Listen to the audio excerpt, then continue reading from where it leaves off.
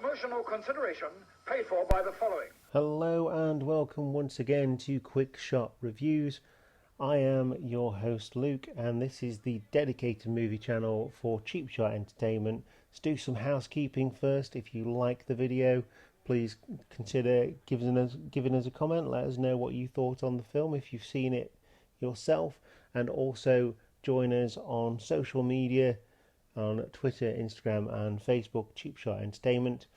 And of course, the best thing you can do to support the channel is to subscribe. We're getting close to 3,000 subscribers now, which I never thought was going to happen.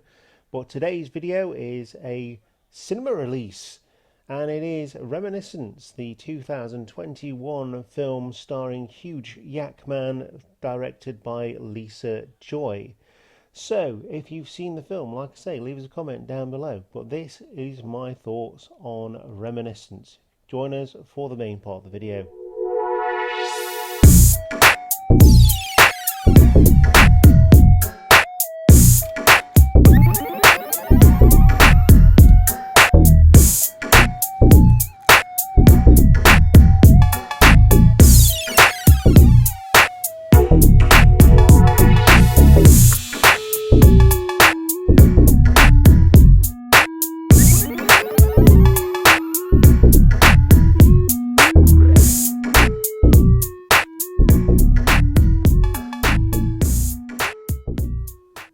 So, as I mentioned, Reminiscence was released in 2021, quite some time ago now. I'm only just getting round to reviewing this, and the director was Lisa Joy, a female director, and I did actually enjoy this film. So, just to prove that I'm not got a hatred against women directors or ladies or women in general, they just sometimes don't make the best films, or they're overly political in the message that they deliver.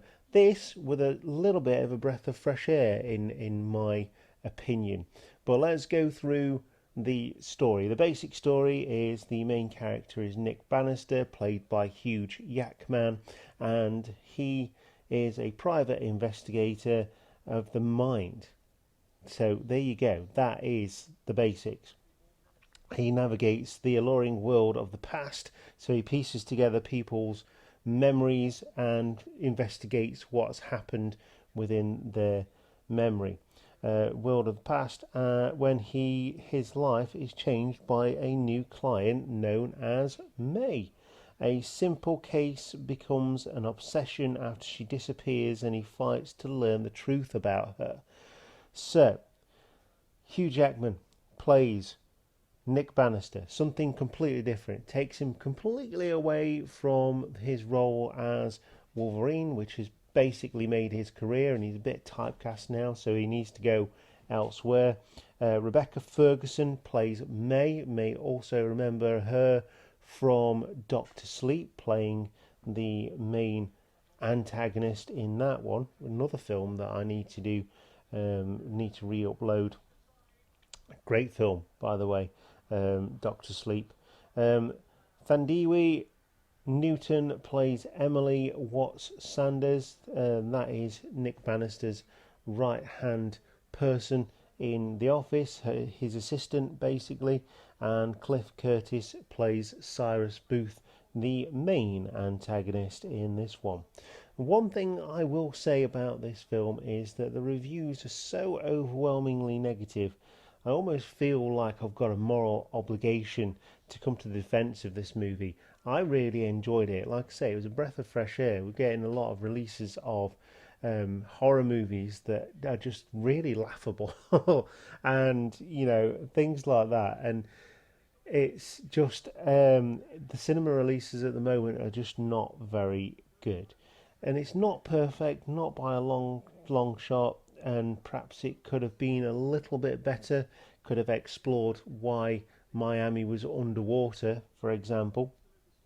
But it's a solid piece of cinema, and a great deal of thought, talent and craftsmanship went into this film. And it really does show the thought behind everything around the reminiscence and things like that. immense. The story was engaging. I was bracing myself to feel real boredom here. I was bracing myself for something that wasn't going to be very good. It got good, watch the trailers. It looked pretty good. Bracing myself for something a lot worse, and it wasn't. I was riveted by this. Once the story got going, the first 10 minutes or so, parts of this movie were quite beautiful in design, and the narrative was also very, very good. Without giving too much away in this one, the story mirrors Vertigo, but within a film noir format, and that's the bit that made this film so much different to other films that are being released. Goes right back and does the detective film noir thing, and I really enjoyed that. Really enjoyed that.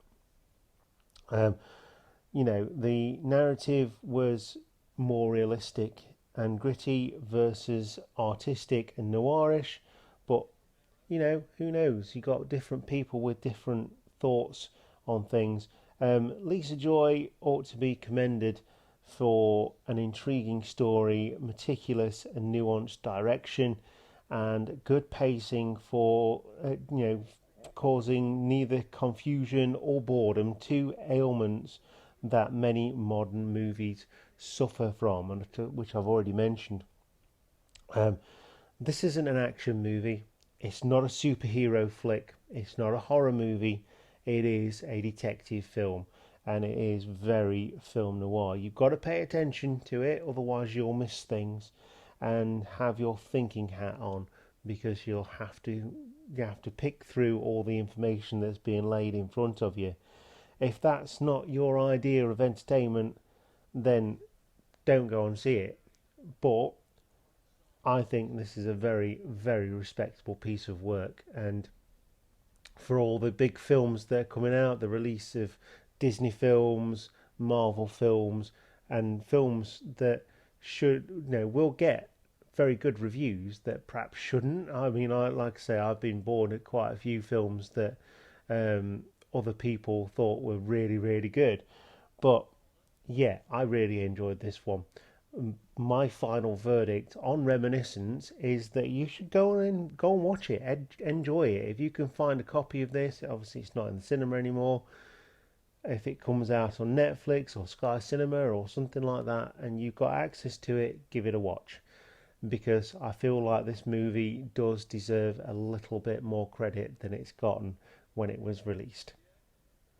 So that was my quick shot review on Reminiscence from 2021. If you've seen the film, let me know what your thoughts on it are.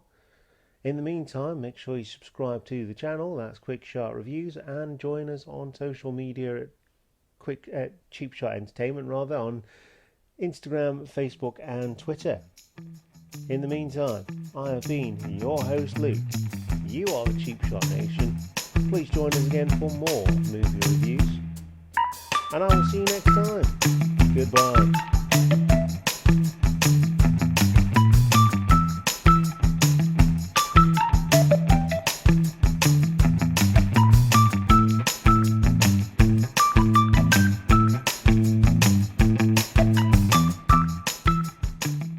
Hiya.